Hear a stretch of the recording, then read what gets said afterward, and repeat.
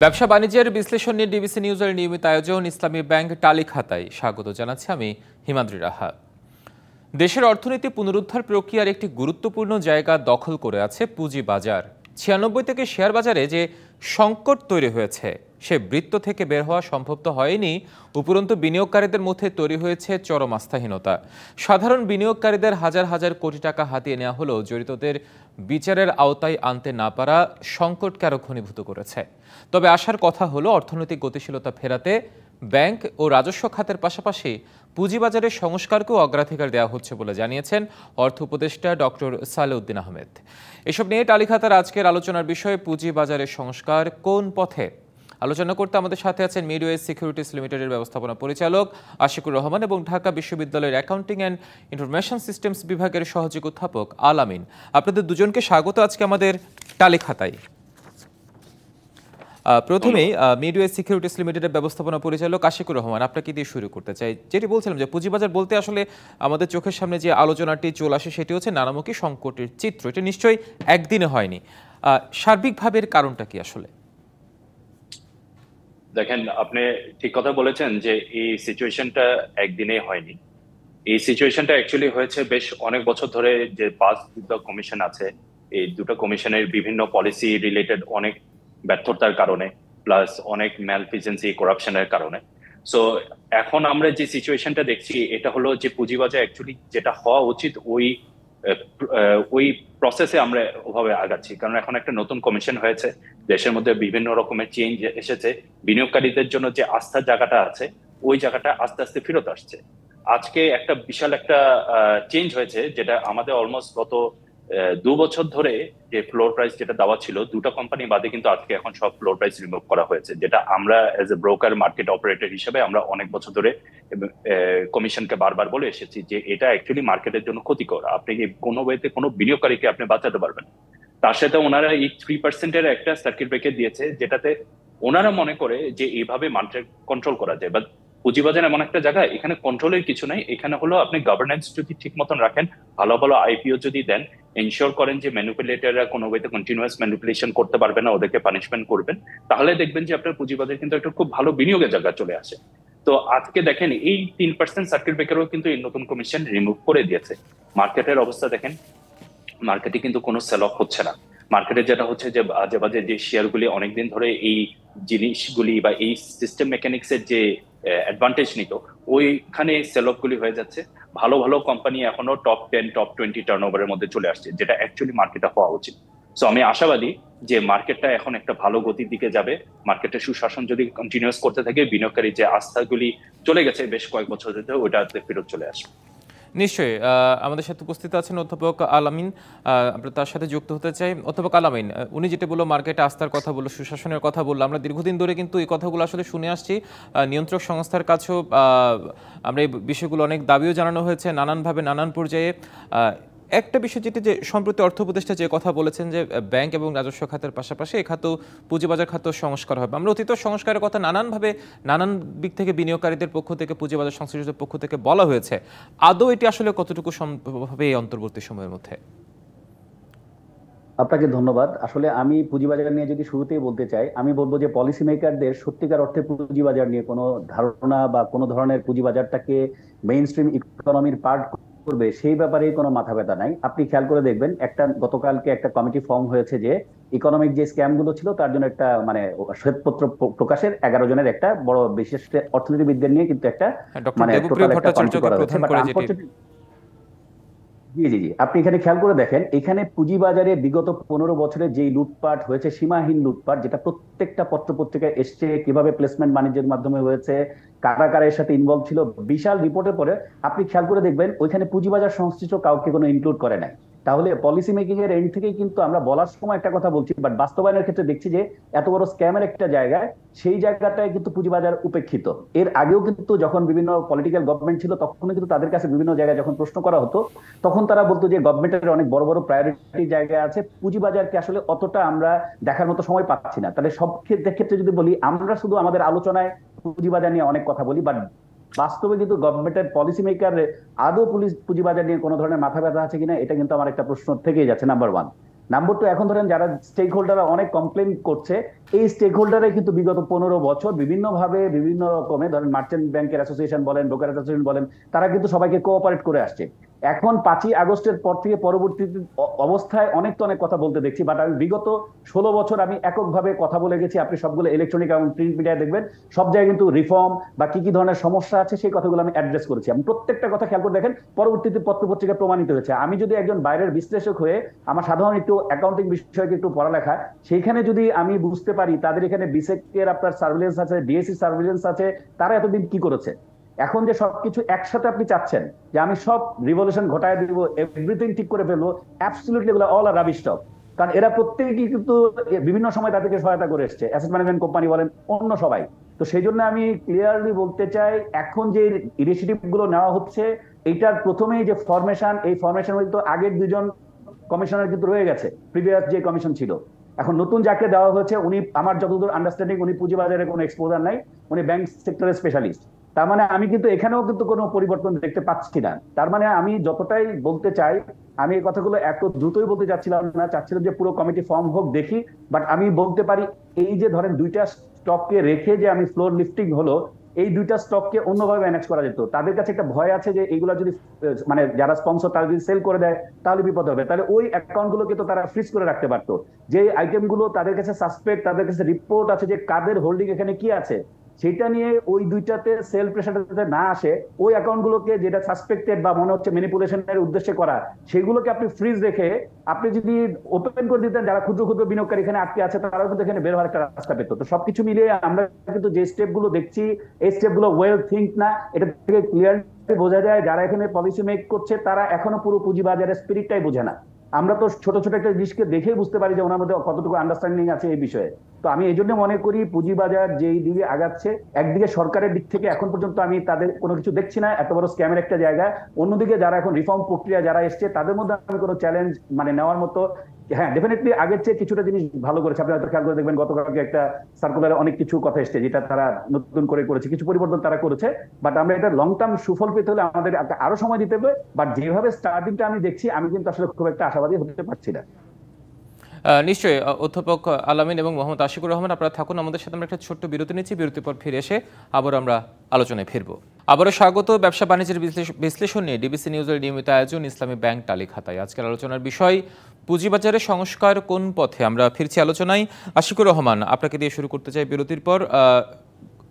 SME প্ল্যাটফর্মের বৈষম্য দূর করতে সাধারণ বিনিয়োগকারীদের পক্ষ থেকে নিয়ন্ত্রক সংস্থা বিএসইসিকে 13 দফা দাবি জানানো হয়েছে। আসলে আমরা যেটা জানি যে এসএমই প্ল্যাটফর্মের বৈষম্যের একটা প্রভাব নিশ্চয়ই আমাদের পুঁজিবাজারে, সেটা লক্ষণীয়। আদৌ আসলে এটি কতটা সম্ভবপর হবে এই দাবিগুলো বাস্তবায়ন করা? দেখেন, ওনাদের সবচেয়ে বড় একটা যে দাবি ছিল সেটা হলো যে মিনিমাম যে অ্যামাউন্টে দিয়ে এসএমই তে ওনাদের ট্রেড করার যে ক্যাপাসিটি থাকা উচিত বা এলিজিবিলিটি থাকা উচিত, এটা ওনারা অবশ্যই দাবি করতেই পারে। ওনারা দাবি করার এটা তো অবশ্যই একটা অধিকার আছে।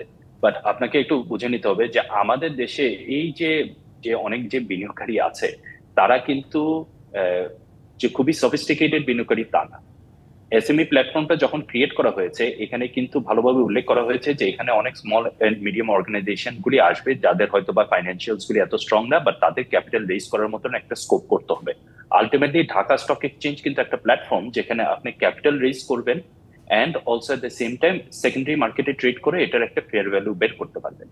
সো আমি যেটা প্রথমে বলবো যে এসএমই মার্কেটে সব বিনিয়োগকারীকে যদি আপনি অ্যাক্সেস দেন, যেটা হবে যে তাহলে আমাকে এসএমই মার্কেটে এমন এমন কোম্পানি লিস্ট করতে হবে যেখানে বিনিয়োগকারীদের রিস্কটা অনেক কম। এটা কিন্তু এই আমাদের যে বাংলাদেশের যে কারেন্ট প্রেক্ষাপট আছে এন্ড অলসো বাংলাদেশের বিজনেস কমিটি যেভাবে অপারেট করে, এটাতে যে অ্যাকচুয়ালি এটা একটা কারেক্ট ডিসিশন আমি এটা ঠিক মনে করি না। এসএমই প্ল্যাটফর্মে সফিস্টিকেটেড বিনিয়োগকারী যারা অ্যাকচুয়ালি ব্যালেন্স শিট পড়তে পারে, যারা বুঝতে পারবে যে এই শেয়ারগুলি অ্যাকচুয়ালি আর বিট মোর রিস্কি যেটা আমার মেইন মার্কেটে আছে, এই জিনিসটা আমি মনে করি আরো মোর ইম্পর্টেন্ট।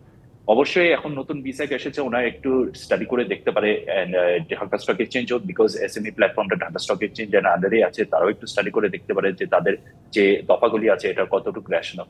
বাট আমি বারবার বলবো বিনিয়োগকারীদেরকে যে এসএমই প্ল্যাটফর্মের মধ্যে আপনি যদি বিনিয়োগ করেন, এটা রিস্ক ফ্যাক্টরটা মাছ হায়ার, বিকজ রেগুলেশন অনুযায়ী এখানে যেসব কোম্পানিগুলি আছে হয়তোবা ওদের গ্রোথ হতে পারে, বাট তাদের risk of failure is also much higher. So এই জিনিসগুলি কিন্তু বিনিয়োগকারীকে অ্যাকচুয়ালি সফিস্টিকেটেড বিনিয়োগকারী কিন্তু এগুলিকে যাচাই করার মতন তাদের ক্যাপাসিটি আছে।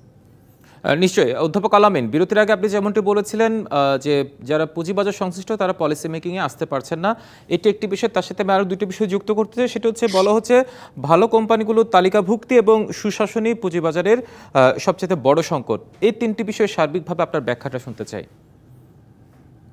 দেখুন, আসলে আমাদের পুঁজিবাজারের মেজর যে প্রবলেমটা সেটা হচ্ছে যে পুঁজিবাজার যে ফাইন্যান্সিংটা করার কথা সেই ফাইন্যান্সিং করছে না, আবার ব্যাংকিং ইন্ডাস্ট্রি যে ফাইন্যান্সিংটা করার কথা সেটা করছে না। কারণ ব্যাংকিং ইন্ডাস্ট্রি কি করছে, শর্ট টার্ম মানুষের কাছ থেকে ডিপোজিট নিয়ে লং টার্ম ফাইন্যান্সিং এ যাচ্ছে, আর পুঁজিবাজারে লং টার্ম ফাইন্যান্সিং এর জায়গা হওয়া সত্ত্বেও ভালো কোম্পানিগুলো এখানে লিস্টেড হচ্ছে না। এই কারণে যেহেতু তারা ব্যাংকিং চ্যানেল থেকে ইজি ওয়েতে টাকাগুলো পেয়ে যায়, এটা হচ্ছে আমাদের মেজর প্রবলেমের জায়গা।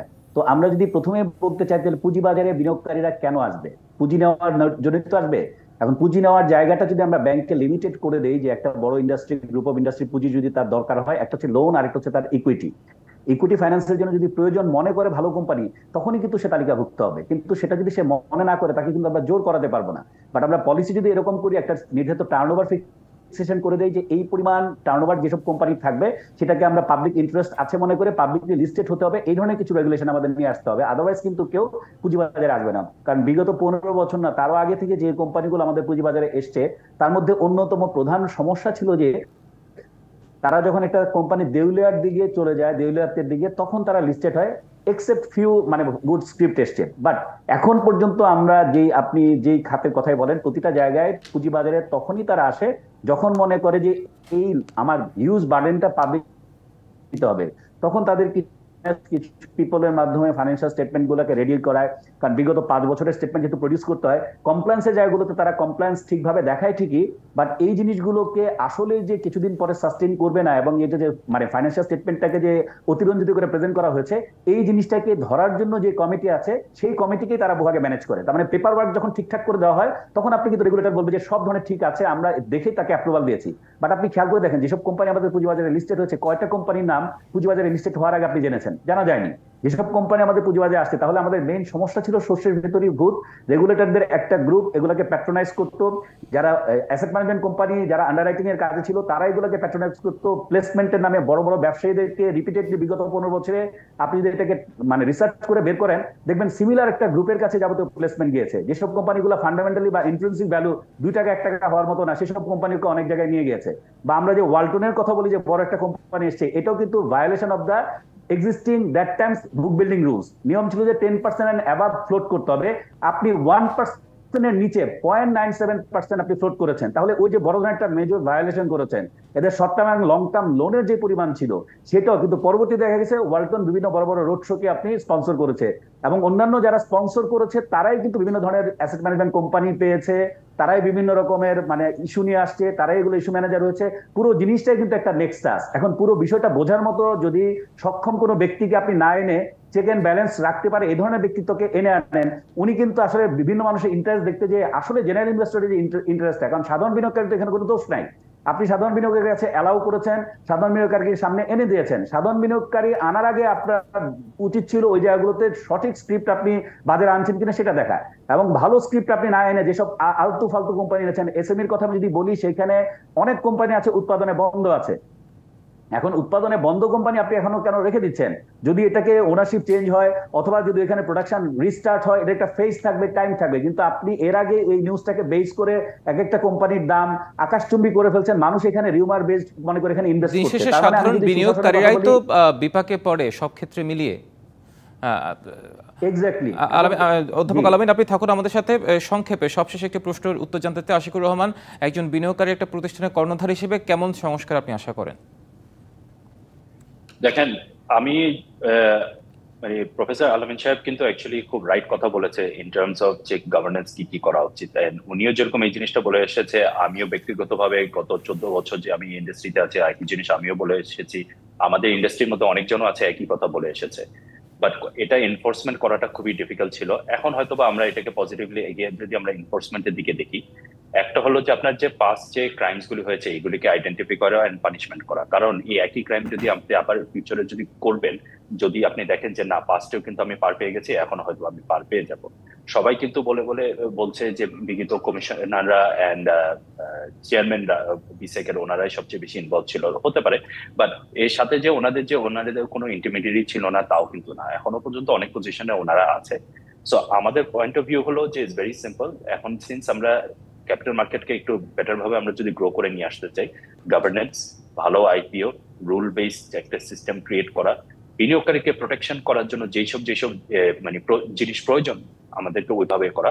আর ওনার সাথে আমি সর্বোপরি এটা বলা যায় যে আসলে পুরো চেইনটার মধ্যে যদি সুশাসন নিশ্চিত করা না যায় সেক্ষেত্রে সংস্কারটা আসলে অসম্ভব একটা ব্যাপার। সুশাসন নিশ্চিত হলে সংস্কারটা সম্ভব। আপনাদের দুজনকে অসংখ্য ধন্যবাদ আজকে আপনাদের মূল্যবান সময় আমাদের টালিক হাতে এসে দেওয়ার জন্য। দর্শক, ব্যবসা বাণিজ্যের বিশ্লেষণে ডিবিসি নিউজের নিয়মিত আয়োজন ইসলামী ব্যাংক টালিক হাতে আজ এ পর্যন্ত। সঙ্গে থাকুন।